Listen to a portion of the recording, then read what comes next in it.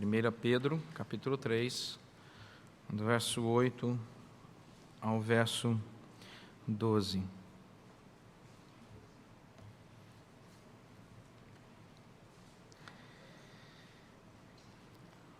Finalmente, sede todos de igual ânimo, compadecidos, fraternalmente amigos, misericordiosos, humildes, não pagando mal por mal ou injúria por injúria, antes, pelo contrário, bendizendo, pois para isto mesmo fostes chamados, a fim de receberdes bênção por herança.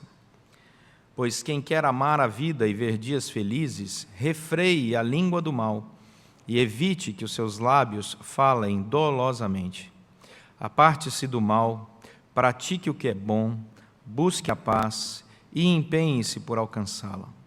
Porque os olhos do Senhor repousam sobre os justos, e os seus ouvidos estão abertos às suas súplicas, mas o rosto do Senhor está contra aqueles que praticam males. Vamos orar? Senhor, nosso Deus, nós te agradecemos porque a Tua palavra é viva e eficaz. E rogamos que o Teu Santo Espírito nos conduza na meditação desta palavra, para que sejamos instruídos por Ti, porque esta palavra é do Senhor, e foi por isso que o Senhor a inspirou. Nós queremos, ó Deus, sair daqui tocados, alegres, transformados pela ação do Teu Santo Espírito. Faz isso através da Tua mensagem, em nome de Jesus Cristo. Amém. Queridos, eu vou ler para vocês o trecho aqui, uma letra de uma música que diz o seguinte: os presos fogem do presídio, imagens da televisão. Mais uma briga de torcidas, acaba tudo em confusão. A multidão enfurecida queimou os carros da polícia. Os presos fogem do controle, mas que loucura esta nação. Não é tentar o suicídio, querer andar na contramão? Quem quer manter a ordem? Quem quer criar desordem? Não sei se existe mais justiça, nem quando é pelas próprias mãos. População enlouquecida, começa então o linchamento. Não sei se tudo vai arder como algum líquido inflamável. O que mais pode acontecer a um país pobre e miserável? E ainda pode se encontrar quem acredite no futuro, quem quer manter a ordem, quem quer criar desordem. É seu dever manter a ordem? É seu dever de cidadão? Mas o que é criar desordem? Quem é que diz o que é ou não? São sempre os mesmos governantes, os mesmos que lucraram antes. Os sindicatos fazem greve porque ninguém é consultado, pois tudo tem que virar óleo para pôr na máquina do Estado. Essa música é muito moderna, né? Muito atual. Só que ela foi escrita há 30 anos atrás. Exatamente há 28 anos atrás. Era presidente do Brasil, José Sarney. E era governador do Rio de Janeiro, Moreira Franco. O que esse texto dessa música convida à nossa reflexão há 30 anos? As duas perguntas do refrão: quem quer manter a ordem e quem quer criar desordem? E é muito interessante, essa música é do Titãs. Alguns aqui se lembraram, outros não têm a menor ideia de quem é, procura no Google. Mas aí tem uma pergunta aqui muito interessante: o que é que você quer? E é exatamente isso que o texto de Pedro diz. E nesse dia especial, a pergunta não é dirigida somente às mães, é dirigida a todos nós. O que é que nós queremos? O que é que nós desejamos da vida? Quais são os nossos projetos de vida? O que nós queremos, afinal? Por que é que nós levantamos todos os dias e lutamos para quê? Quais são os nossos desejos? Ok, vivemos num mundo muito complicado, a política está aí, a crise. A música diz, são sempre os mesmos governantes, os mesmos que lucraram antes. 30 anos atrás. 30 anos atrás. Pedro escreveu esse texto num momento difícil da igreja. A igreja estava sendo perseguida, o império era contra os cristãos, as pessoas tinham que abandonar seus lares porque tinham perdido emprego, alguns tinham que sair da cidade, e o apóstolo Pedro, inspirado pelo Espírito Santo, vai escrever. Eu queria que você mantivesse a Bíblia aberta e desse uma olhada aí já no primeiro capítulo de 1 Pedro. Vamos caminhar no texto. O texto vai dizer que Pedro se identifica, 1 Pedro 1:1. Pedro é apóstolo de Jesus Cristo, e ele diz aos eleitos que são forasteiros da dispersão. Esse era o momento em que eles viviam como forasteiros, dispersos, jogados, aonde? Na região do Ponto, da Galácia, da Capadócia, da Ásia, da Bitínia. E ele diz, mas nunca se esqueçam que vocês são peregrinos nessa terra, versículo 2, mas são eleitos, segundo a presciência de Deus Pai, em santificação do Espírito para a obediência e a aspersão do sangue de Jesus Cristo, graça e paz a vós outros. Aí ele começa no capítulo 1 a falar da relação de Deus conosco. Ele diz que nós somos pessoas especiais aos olhos de Deus. Pedro quer lembrar a igreja disso. Ele diz, no meio de tudo isso, dessa conturbação, desse momento tão difícil, não se esqueçam, vocês são pessoas especiais aos olhos de Deus. E Deus, versículo 22 do capítulo 1, purificou a vossa alma pela obediência à verdade, à palavra de Deus, e também nos trazendo a vida do amor que é fraternal entre irmãos. Afinal, nós somos os filhos da obediência, versículo 14 do capítulo 1. Portanto, no capítulo 2, Pedro vai dizer, tire a roupa, né? Ele está dizendo isso de maneira espiritual, despojando-vos, portanto, de toda maldade, dolo, de hipocrisias e inveja, de toda sorte de maledicências. Ele diz, arranca isso da sua vestimenta espiritual, joga fora. Versículo 11 do capítulo 2, porque eu estou exortando vocês em amor, porque vocês são peregrinos e forasteiros. Aí ele começa a nos trazer a visão da cidadania correta.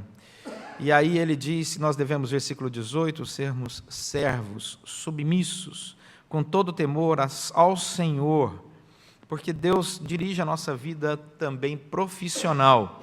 Aí no versículo 1 do capítulo 3, ele diz, mulheres, sede vós igualmente submissas a vosso próprio marido. Vamos pular essa parte.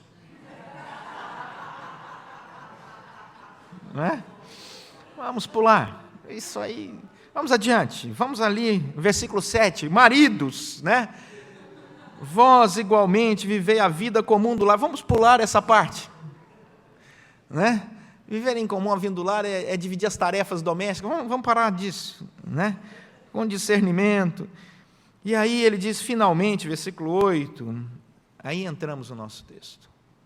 Então, houve uma caminhada em que o apóstolo Pedro queria muito ensinar a igreja a enfrentar os momentos difíceis da vida, entendendo quem eles são. Somos filhos de Deus.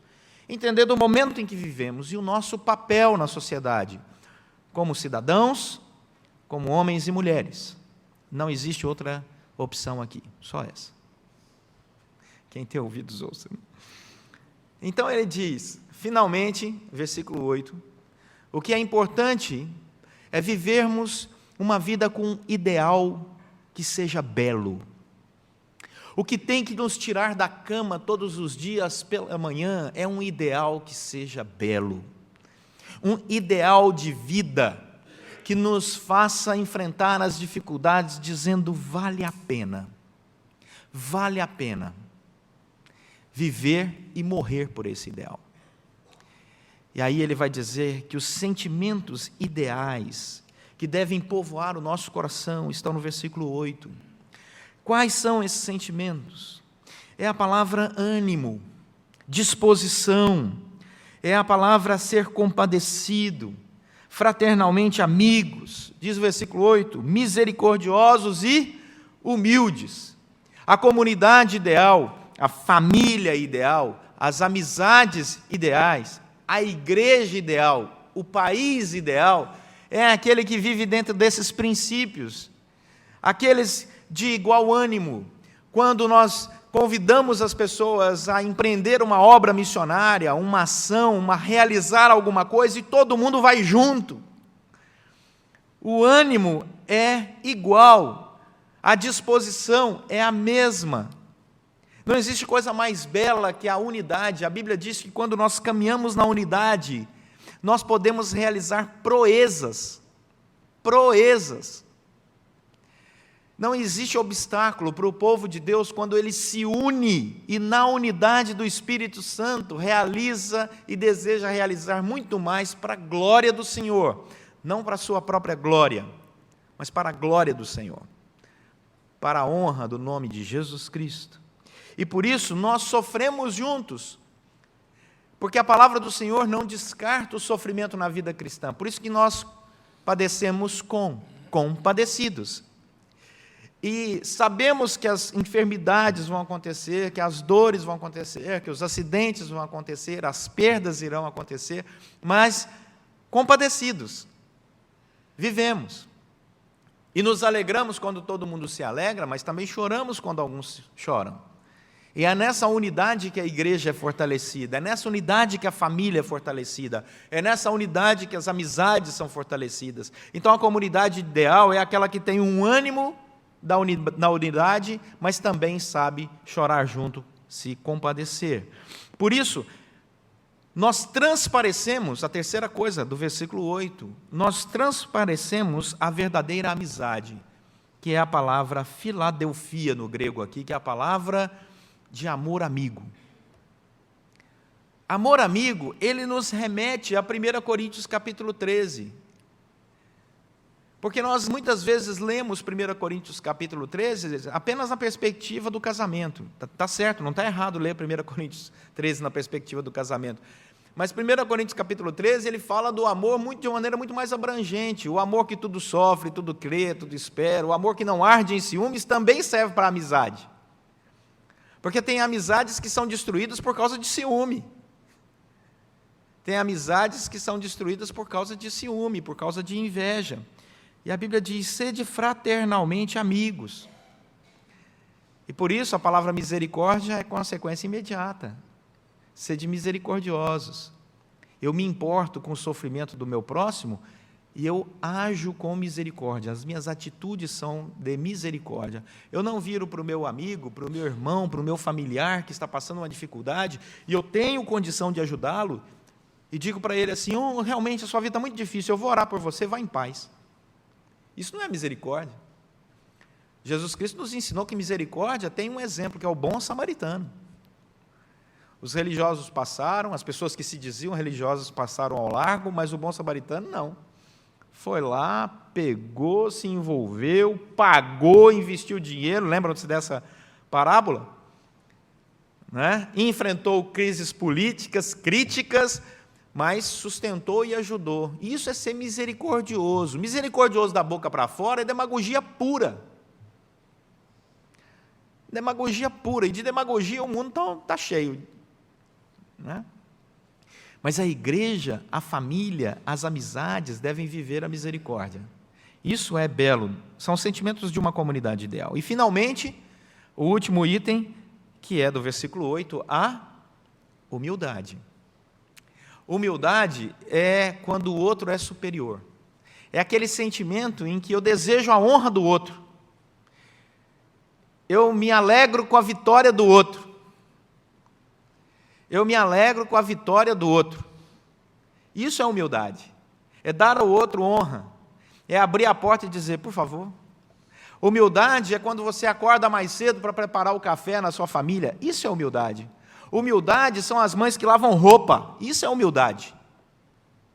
Tem muitas mães que são executivas. Glória a Deus por isso. Mas existem outras que, além disso, lavam roupa. Que ato humilde. Se você não sabe o que é isso, lava a roupa que você vai entender. Pega a roupa suja de alguém, que não você, e vai lavar. Você vai entender o que é humildade. Humildade é quando alguém passa com um balde, dizendo assim, eu vou lavar o banheiro, que você usa. Isso é humildade. Eu vou varrer a rua que você anda. Eu vou cuidar. Isso é humildade. Eu acho lindíssimo. Pessoas que limpam coisas. Para mim são reis, rainhas. De fato, de fato. Isso é humildade. Nós vemos uma época em que as pessoas estão lutando por status, né? Mas se esquecem da palavra de Jesus Cristo, que deveria nortear a nossa vida. Maior é o que serve do que aquele que é servido. Maior é o que serve do que aquele que é servido. Então nós somos chamados por Deus para viver essa comunidade ideal, com ânimo, igual ânimo, com um sentimento de compadecer-se, fraternalmente amigos, misericordiosos e humildes. Essa é a família ideal, essa é a igreja ideal, essa é a sociedade ideal. Quais são os problemas? O que pode atrapalhar essa jornada? Versículo 9. É quando nós perdemos o objetivo, é quando nós atrapalhamos o processo, quando perdemos o propósito do nosso chamado, porque o propósito do nosso chamado está aí no versículo 9. Nós devemos bendizer, olha o que diz o versículo 9, bendizer, porque para isto mesmo fostes chamados. Esse é o nosso propósito. Quando é que eu deixo de viver uma comunidade ideal? Quando eu esqueço o meu propósito de vida. Quando é que a minha vida perde sentido? Quando eu esqueço o propósito da minha vida. Quando é que a minha vida não tem ideal? Quando eu esqueço o propósito que Deus me colocou aqui. E Deus me colocou aqui para honrá-lo, para bendizê-lo, para viver relacionamentos saudáveis. A Bíblia diz, o que pode impedir o nosso relacionamento saudável? Quando eu deixo de bendizer. Da minha boca deixa de dizer coisas boas, benditas. E Deus me chamou para isso. Olha o que diz o versículo 9. Pois para isto mesmo fostes chamados.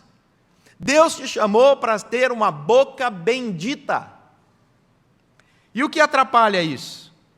O que atrapalha isso é quando nós perdemos a razão. Nós deixamos de refrear, versículo 10, a nossa língua do mal. Nós deixamos de evitar, olha o que diz o versículo 10, que os nossos lábios falem dolosamente. Olha, eu não sei porquê, eu queria ter a coragem de um amigo meu. Essa semana eu estava no shopping, passou um pai, 2,10 metros de altura, com um bebê, um menininho pequenininho, de 2 aninhos, andando com ele, e ele dando uma bronca, você não sabe nada, você é isso, você é aquilo, e o bebê olhava para ele, eu quase parei, e falei para ele, por que você não mexe com alguém de seu tamanho? Mas eu não era do tamanho dele. Não é? Muitas crianças, jovens, adolescentes, crescem com pais que maldizem, que a boca não bendiz. Você é tolo, você é burro, você não faz nada direito. Eu já cansei de ver isso na rua, nos shoppings, em lugares de todo tipo de classe social. Isso me impressiona. Algumas vezes, eu já fiz como um colega meu. Eu tenho um colega meu, que ele, o pastor Alexandre conhece muito bem, um pastor presbiteriano também, que ele fala mesmo. Se ele estivesse no meu lugar aquele dia, ele ia fazer assim, ó. Você sabe quem é. E ia falar, ó, rapaz, e ele é desse tamanhozinho. Mas, olha, eu falo que ele é do FBI, Federação dos Baixinhos Invocados. Ele ia falar, né? Ele ia falar. Então, com certeza ele ia falar. Mas as pessoas maldizem com muita facilidade. E a Bíblia diz que isso atrapalha, porque esse não é o propósito. Deus não nos chamou para isso. Deus nos chamou para a nossa boca bendizer, falar, e os nossos lábios devem edificar. Mas para isso tem que ter humildade, misericórdia, ser fraternalmente amigo, compadecido e ter o mesmo ânimo, ter a mesma comunhão. Por isso, quando nós perdemos isso, a nossa família perde, a nossa igreja perde, a nossa comunidade perde, a nossa amizade também perde. Quais são, então, as atitudes desta comunidade ideal? É a disposição de falar aquilo que edifica, de pensar antes de falar. Se você é daqueles que diz, eu nem penso para falar, ore e peça que o Senhor te faça pensar antes de falar. Né? Diga, Senhor, tem misericórdia de mim, refreia a minha língua. Está escrito aqui na Bíblia, tá, gente? Refreia a língua do mal. Olha o versículo 10. Pois quem quer amar a vida e ver dias felizes, refreia a língua do mal. É um ato. O segundo ato, evite que os seus lábios falem dolosamente. Cuidado. Então, quem é a pessoa melhor? É aquela que vive o ideal de Deus. O texto vai dizer, quem é a pessoa feliz? É aquela que vive o ideal de Deus. Quem é a pessoa que tem dias felizes? É aquela que vive o ideal de Deus. Isso depende muito, 90%, de nós mesmos. E os outros 10% é circunstancial e a maneira como você encara as circunstâncias. Terceira coisa, as atitudes de uma pessoa que vive e deseja viver dentro do projeto ideal, dentro de uma família ideal, dentro de uma comunidade ideal, é composta de 3 partes bem claras, segundo o versículo 11. A primeira atitude é a de rejeição. Versículo 11. Estão comigo aí no versículo 11? 1 Pedro 3, 11. A primeira atitude é aparte-se do mal. A primeira coisa, a primeira ação que nós precisamos ter é uma disposição de não aceitar a maldade, porque a maldade está sempre perto. A maldade, ela tem tempo. Se tem uma coisa que a maldade tem, é tempo. Né?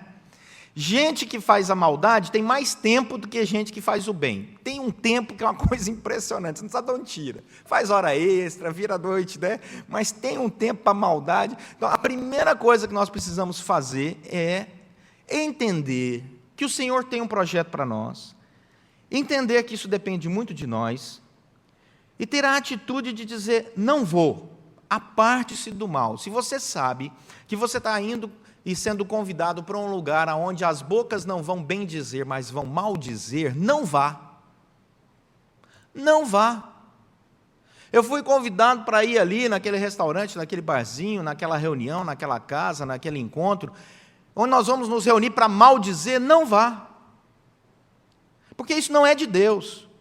Por mais religioso que pareça. Porque, às vezes, até algumas reuniões ditas como religiosas, a história da igreja está repleta de exemplos, eram reuniões para maldizer, que o diga a reunião que condenou o próprio Senhor Jesus à cruz. Foi condenada pela alta liderança dos religiosos da época. Que o diga a multidão, quando se reuniu para dizer crucifica ou crucificam homens e mulheres, e estavam dizendo isso em prol de política mais religião igual poder. Então, não vá, aparte-se. Diga, não, muito obrigado. Não, não posso. Não vá. Ah, se eu não vou, fulano vai achar ruim. Se o fulano está te levando para maldizer, não é boa companhia, meu querido. Não vá. Não é isso que as mães ensinam para os filhos? Para as filhas? É ou não é? É. É. Eu já falei várias vezes para os meus filhos, quando foram convidados para ir em algumas festas, né, de pessoas ainda que não conhecem a Cristo Jesus, eu disse, olha, é duro, dói no meu coração, mas vocês não vão. A pessoa é boa, mas o ambiente não é bom. A pessoa é boa, mas o ambiente não é bom. E graças a Deus eles foram obedientes. E graças a Deus os frutos são colhidos. A segunda característica da atitude de uma comunidade ideal, de uma pessoa que entende o seu propósito, de uma igreja que entende o seu propósito, de uma sociedade que entende o seu propósito, é uma disposição positiva. A primeira é aparte-se do mal. A segunda, pratique o que é bom. Nós precisamos praticar. Saber o que é bom, todo mundo sabe. A questão é praticar. Nós sabemos que comer verdura é bom, sabemos que comer legumes é bom, nós sabemos que praticar exercício regularmente é bom, sabemos que dormir 8 horas por dia é bom, é ou não é verdade? Todos nós sabemos, mas nós não praticamos. Alguns aqui, eu estou generalizando, talvez a grande maioria aqui, pratique. Né? Mas nós temos uma boa parte de pessoas que sabem o que é bom, mas não pratica. E não é somente essas coisas que cuidam da saúde, não. Praticar é bom, é ser generoso, é bom. Pratique, isso é bom. Tenha uma vida devocional, isso é uma prática boa. Leia a Bíblia, é uma prática boa. Respeite as autoridades, isso é uma prática boa. Isso é uma prática boa. Então, nós precisamos resgatar a prática. O Senhor Jesus falou que a diferença entre o sábio e o tolo é que ambos ouvem a mensagem do Senhor, só que um pratica e o outro não. Palavra do Senhor Jesus. tornai-vos praticantes e não apenas ouvintes da palavra. A terceira atitude, ainda no versículo 11, é um projeto. A primeira é uma negação, aparte-se do que é ruim. A segunda, uma ação, pratique o que é bom. A terceira, um projeto, busque a paz. Agora, a paz é tão difícil que o texto diz, e empenhe-se por alcançá-la, porque a paz é tão complicada que não basta buscar, você tem que se empenhar, porque é mais fácil criar a guerra do que fazer a paz. Então a paz você não pode só buscar, você tem que empenhar, ter um projeto, uma decisão. Eu vou fazer com que eu alcance paz na minha casa. Quantas vezes nós já calamos, não é, em discussões, em alguns momentos, para preservar a paz da casa, a paz na igreja, a paz nas amizades. É ou não é verdade? Quantas vezes? Isso é uma disposição, é um projeto. E dependendo do lugar que você tem que ir, porque em alguns lugares que você não gostaria de ir, você tem que ir, você ora antes, meu querido. Você tem que ir num lugar que você sabe que vai te tirar a paz, ora antes. Ora antes. E pede, Senhor, tem misericórdia de mim, segura minha língua, segura, Senhor, segura. Vai orando, segura, Senhor, segura, senão eu vou soltar. Né? E o Senhor vai te qualificar. Fica tranquilo, né? Dá para ir. Dá para ir. E Deus te abençoa, porque a disposição do seu coração é de cumprir o ideal de Deus, é de estar no centro da vontade de Deus. E quando você faz isso, Deus te abençoa, Deus cuida de você. A quarta coisa interessante do texto, versículo 12, é que a convicção de uma comunidade ideal, ela deve ser a convicção daquela comunhão plena, mas que nasce em primeiro lugar do temor ao Senhor. Tudo o que eu disse aqui está subordinado ao versículo 12. Se o versículo 12 não for verdade para você, você não vai conseguir cumprir os anteriores. O versículo 12 diz, porque os olhos do Senhor repousam sobre os justos, e os seus ouvidos estão abertos às suas súplicas.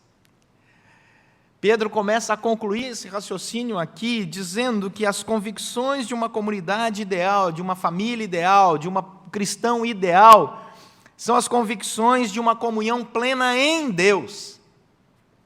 Eu sei que os olhos do Senhor estão sobre os justos. Eu sei que Deus vê todas as coisas. E se eu caminho justificado pela fé em Cristo Jesus, por isso sou chamado de justo, só por isso. Porque eu creio que Jesus Cristo morreu na cruz por mim, ressuscitou ao terceiro dia, e a minha fé em Cristo Jesus, resultado da graça dele, me justifica perante o Senhor, por isso sou chamado justo, só por isso. Então eu sei que os olhos do Senhor estão sobre mim. Eles repousam. O que será que significa essa palavra repousar? Percebam, não é estão fechados, não. É que o Senhor, Ele descansa os olhos em nós. Ele tem prazer em nos contemplar. Ele olha para nós assim, um tempo todo. Não sei se você já teve a experiência de olhar assim uma pessoa que você ama muito, quem sabe dormindo, descansando, você fica só olhando ali, babando. É ou não é verdade? Né? Os pais fazem isso com os filhos, né? Às vezes os filhos com os pais. Ficam contemplando os pais assim, falando assim, oh Deus, obrigado, né? Que coisa boa. Essa é a ideia de repousar os olhos. O Senhor está olhando, eu tenho temor ao Senhor. Mesmo quando ninguém está vendo, Deus está vendo. E eu sei que isso traz tranquilidade ao meu coração, olha o que diz o versículo 12, porque eu sei que os ouvidos deles, do nosso Senhor, eles estão abertos às súplicas. Nós acabamos de orar aqui agradecendo a Deus, porque Deus abençoou o tratamento de 2 irmãos. Domingo passado fizemos a mesma coisa, no outro domingo a mesma coisa. Domingo que vem vai ser a mesma coisa de novo. Os ouvidos do Senhor estão abertos. Deus não tapou os ouvidos, Ele tem os seus ouvidos abertos. O que Deus está dizendo no versículo 12 é, ora. Ore. Viva uma vida de oração, porque Deus está atento. Eu já disse aqui para a igreja que eu costumo orar de madrugada, né? É porque é o meu horário. O seu horário às vezes é à tarde, o outro horário é de manhã, o outro horário é à noite. Cada um tem seu horário, mas o meu horário é muito de madrugada. Eu oro muito de madrugada. Às vezes eu oro de madrugada, 1 hora, 2, 3 horas orando. Mas é um prazer tão grande orar, falar com Deus, né? E ali, tem hora que eu durmo no meio da oração, acordo, falo, ô Senhor, estava dormindo, né? Então, amém. Então, onde nós estávamos na nossa conversa, né? É essa intimidade gostosa com Deus que você tem, que flui naturalmente, não é uma obrigação, é prazer. Sabendo que a qualquer hora os ouvidos do Senhor estão abertos à oração de qualquer um que é justificado pela fé em Cristo Jesus. Não é porque somos melhor que os outros, não, é só fé. E finalmente o texto vai dizer no versículo ainda 12, que aquele que tem temor ao Senhor deve lembrar que o rosto do Senhor está contra aqueles que praticam males. O que isso significa? Que nós devemos descansar na justiça de Deus, que não é dado ao cristão fazer justiça com as suas próprias mãos, que não é dado ao cristão correr atrás por vingança. Deixa que Deus cuida, deixa que Deus olha, deixa que Deus age, deixa que Deus fala aos corações. Então, se os seus lábios estão bem dizendo e alguém está mal dizendo, deixa que Deus cuida. Deixa a causa ao Senhor, consagra a causa dele. Você está lutando pela unidade da família e tem gente indo contra, ora, deixa que Deus cuida. O Senhor está no controle de todas as coisas, os ouvidos dele estão abertos, os olhos dele estão sobre você. Descansa no Senhor, Ele vai cuidar de toda a causa. Ele é o Senhor, Ele é juiz e justo. Isso é maravilhoso. Isso traz paz ao nosso coração. Tem gente que quer tomar as rédeas da vida, né? Nas coisas boas eu conquistei, e eu preciso fazer justiça. Aonde está isso na Bíblia, meu querido? Não andeis ansiosos por coisa alguma. Você tem fome e sede de justiça? Bem-aventurado é, porque o Senhor é que vai resolver esse problema. Mas descansa. Quem cuida da causa é o Senhor, é em todo tempo. Daí, a pergunta que não quer calar, tá bom, pastor, o senhor falou, mas o que é que eu levo para casa nessa manhã? Não é? Eu quero voltar à pergunta da música, o que é que você quer da vida? Quem quer na sua vida criar a ordem, quem quer na sua vida criar desordem? Quem quer manter a ordem, quem quer criar desordem? Qual é a sua agenda?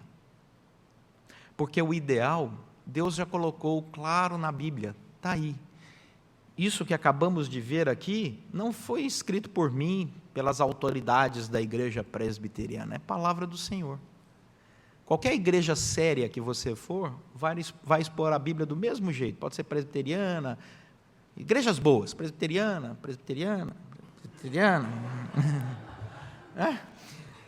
Tantas igrejas boas aí, né? Tantas igrejas boas, brincadeira, tem tanta igreja boa, presbiteriana, batista, metodista, tanta igreja boa, graças a Deus, tanta igreja boa. Qualquer uma que você for, que expor a palavra do Senhor seriamente, vai dizer isso. Esse é o ideal. E olha, Deus está dando a regra. Não se esqueça, versículo 9, olha para o versículo 9. O Senhor deseja que você viva esse propósito. Você foi chamado para bem dizer. Versículo 10. Porque quem quer amar a vida e quem quer ver dias felizes, vai ter essa disposição no seu coração. Mães, bendigam. Pais, bendigam. Filhos, bendigam. Amigos, bendigam. Crentes, bendigam. Abram seus lábios para dizer coisas boas. E Deus vai te dar dias felizes. E vai te dar relacionamentos saudáveis. Porque é muito bom andar ao lado de gente com os lábios que bendizem. Que o Senhor assim nos abençoe. Vamos orar.